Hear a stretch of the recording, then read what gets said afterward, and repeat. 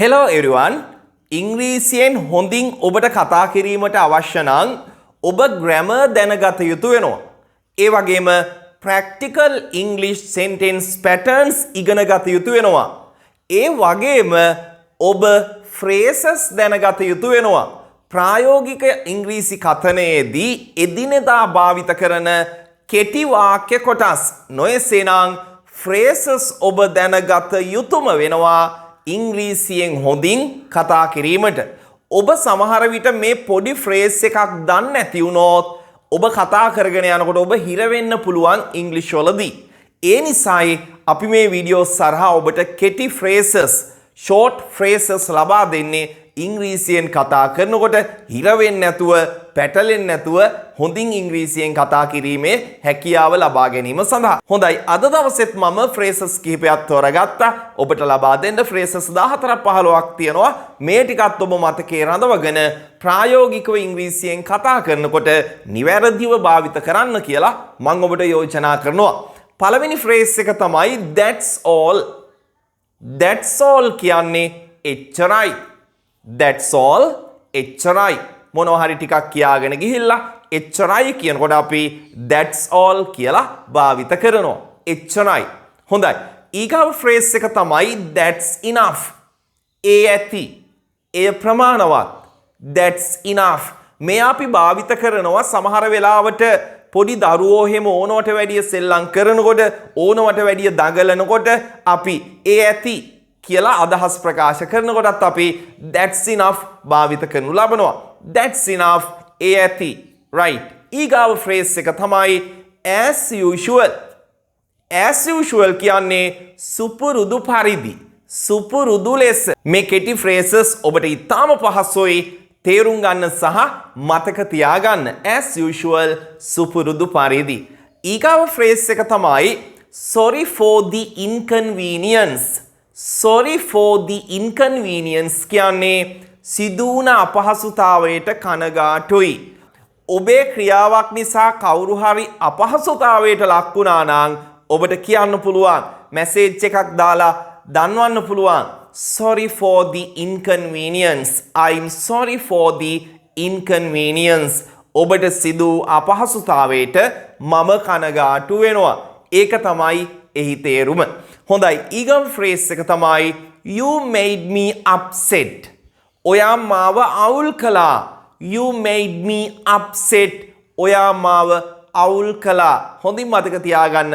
හරිම ලේසි මතකේ රඳවා ගන්න. ඊගම phrase එක තමයි I can't believe it. ඔබට ඇහිලා හුරු phrase එකක් කියලා මම විශ්වාස කරනවා. I can't believe it. මට ඒක විශ්වාස කරන්න බෑ. I can't believe it. මට ඒක විශ්වාස කරන්න බෑ. මේ සමගම ඔබට මතක් කරන්නට කැමති අපගේ ත්‍රිමාසික ඉංග්‍රීසි පාඨමාලාවේ ආරම්භක දින නොමිලේ දේශනය අපි මාර්තු මාස 6 වෙනි සඳුදා රාත්‍රියේ 8ට Zoom හරහා ඔන්ලයින් පවත්වනු ලබනවා.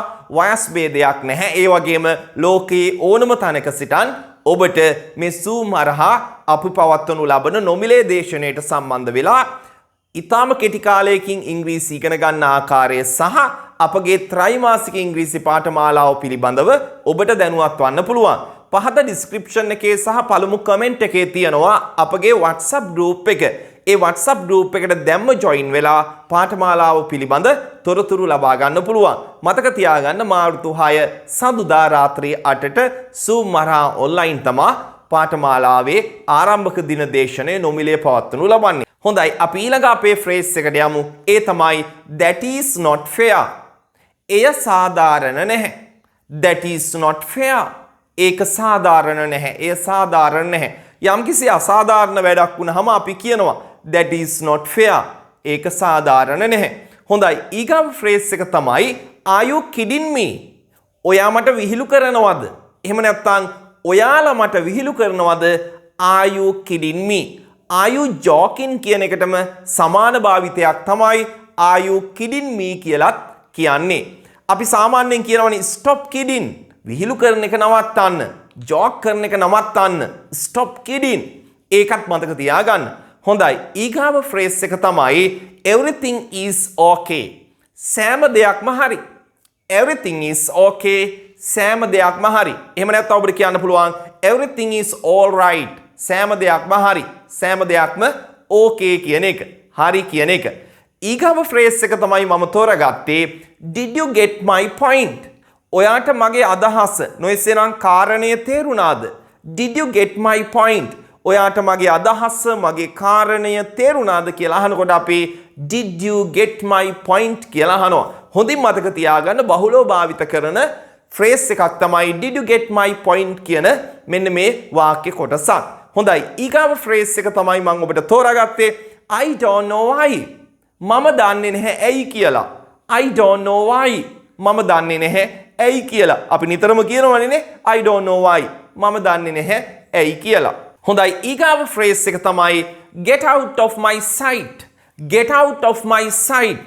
මගේ ඇස් දෙකට පේන්නේ නැතුව යන්න. මගේ ඇස් දෙකට පේන්නේ නැතුව යන්න කියලා කාට හරි කියනකොට අපි කොහොමද කියන්නේ? Get out of my sight. මේක නිකන් ආවේගශීලීව ටිකක් සැරෙන් කියන භාවිතයක්. Get out of my sight.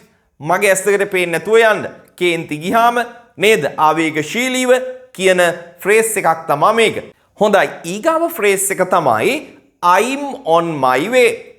මම මග නොයසේනම් මම එන ගමන් වැනි අදහසක් කියන්න අපි I'm on my way භාවිත කරනු ලබනවා. මම මග I'm on my way. අපේ අවසාන ෆ්‍රේස් එක තමයි ඊටාම සරල කෙටි ෆ්‍රේස් එකක් don't be late. ඔබ දන්නවා. හැබැයි ගොඩක් අය මේක වැරදියට කියනවා don't late කියලා. don't late කියන්න එපා. don't be late පරක්කු වෙන්න එපා. don't be late පරක්කු වෙන්න එපා. don't late නෙවෙයි. නැවතත් මම මතක් කරනවා ඔබට මාර්තු 6 සඳුදා රාත්‍රී 8ට සූම් මරහා ත්‍රිමාසික ඉංග්‍රීසි පාඨමාලාවේ ආරම්භක දින නොමිලේ දේශනය පවත්වනවා. පහත තියෙන WhatsApp group එකට join වෙලා ඒ දේශනයට නොමිලේ ඔබට සම්බන්ධ වීමේ හැකියාව තියෙනවා. හොඳයි එහෙනම් අපි තව අලුත් වීඩියෝ එකකින් හමු වෙමු. ගිහින් එන්නම්. Have a nice day. Bye.